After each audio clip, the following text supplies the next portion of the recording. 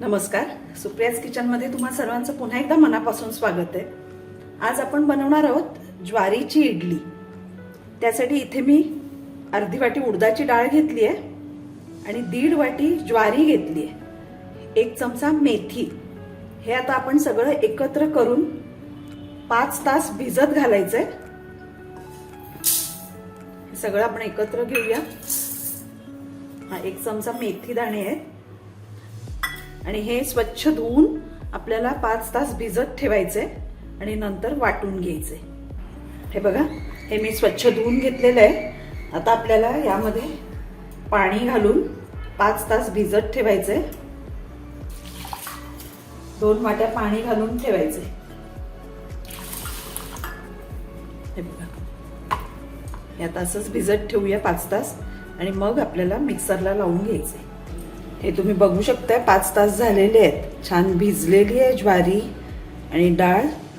आता आपण मिक्सरला लावून हे चांगली बारीक वाटून घ्यायची आहे.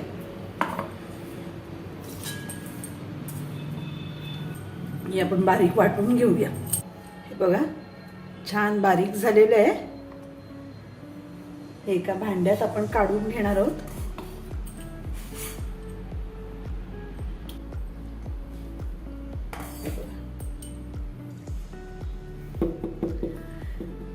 हे आपल्याला आता रात्रभर असंच फर्मेंट व्हायला ठेवायचे.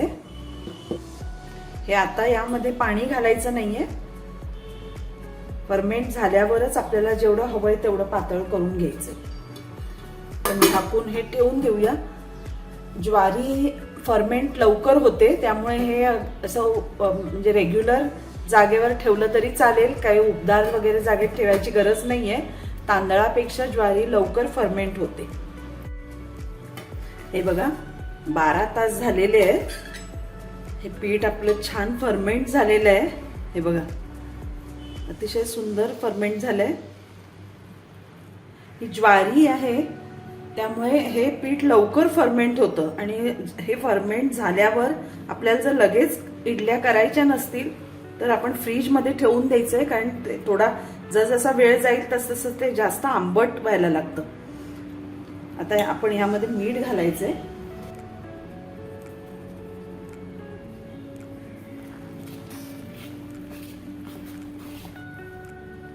हे 5 मिनिटं असंच ठेवून देऊया. तोपर्यंत आपण एक चटणी बनवून घ्यायची. इथे मी पॅन तापत ठेवलाय. आज आपण टोमॅटोची लाल चटणी बनवणार आहोत. त्यात 1 चमचा तेल घ्यायचंय. तेल चांगलं तापलं त्यामध्ये ही 1 चमचा उडदाची डाळ घालायची. 1 चमचा चणा डाळ घालायची.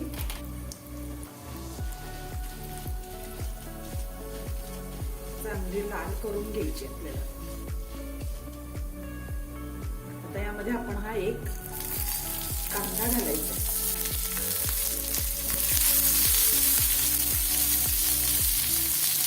थोडा मऊ होऊ द्यायचा. कांदा थोडा मऊ झालाय. यात आता आपण टोमॅटो घालूया. हे 2 मोठे टोमॅटो घेतलेत आपण. ते मऊ होईपर्यंत चांगले परतून घ्यायचे. त्यात थोडंसं आता मीठ घालूया, म्हणजे मग लवकर टोमॅटो मऊ होतील. थोडंसं मीठ घालायचं. यात आपण या 2 मिरच्या घालणार आहोत. आपल्याला किती तिखट हवंय त्याप्रमाणे घालायच्या. 2-3 लसणाच्या पाकळ्या घालूया आणि एक छोटासा आल्याचा तुकडा घालायचा. आणि थोडीशी चवीपुरती साखर घालायची, म्हणजे आंबटपणा थोडा कमी करावा म्हणून. हे बघा, छान मऊ झालेलं आहे. आता मी गॅस बंद करते. मिक्सरला लावून आपण बारीक करून घ्यायचं. हे बघा, आपली चटणी तयार आहे.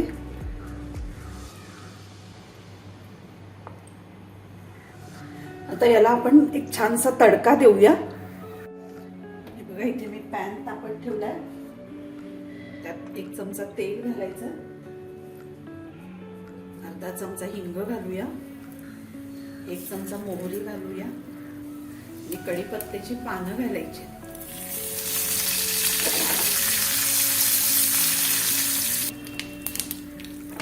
मोहरी तळतळायला लागली, आपण ही चटणीवर घालूया.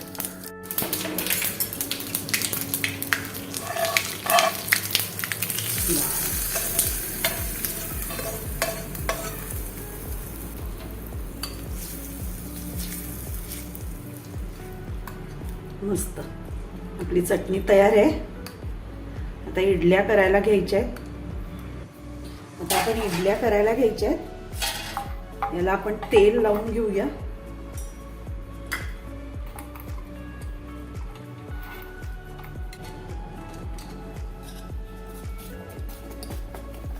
हे व्यवस्थित ढवळून घ्यायचंय. हे आपण आता 15 मिनिटासाठी स्टीम करून घ्यायचंय. इथे मी स्टीमर ठेवला, पाणी उकळायला लागलं. यामध्ये आपण इडली स्टँड ठेवूया. 15 मिनिटांनी आपण उघडून बघायचे.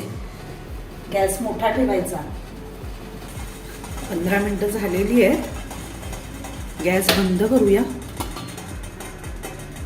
मस्त फुललेले आहेत इडल्या. आता हे आपण स्टँड बाहेर काढून घ्यायचे आणि थोडे थंड झाल्यावरच आपण इडल्या काढून घ्यायच्या. थंड झालेलं आहे, आपण काढून घेऊया इडल्या.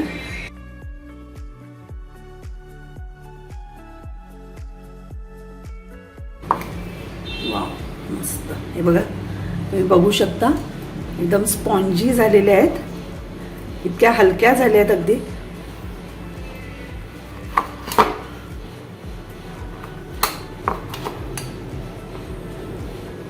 मस्त.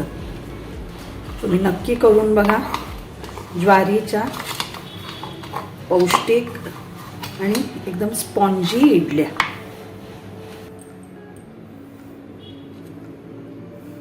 हे बघा किती स्पॉन्जी झाली आहे इडली. तुम्ही नक्की करून बघा आणि अतिशय पौष्टिक आहेत. मुलांना नक्कीच आवडतील. कशा झाल्या आहेत ते मला कमेंट सेक्शनमध्ये कळवा आणि माझ्या चॅनलला सबस्क्राईब करा. थँक्यू.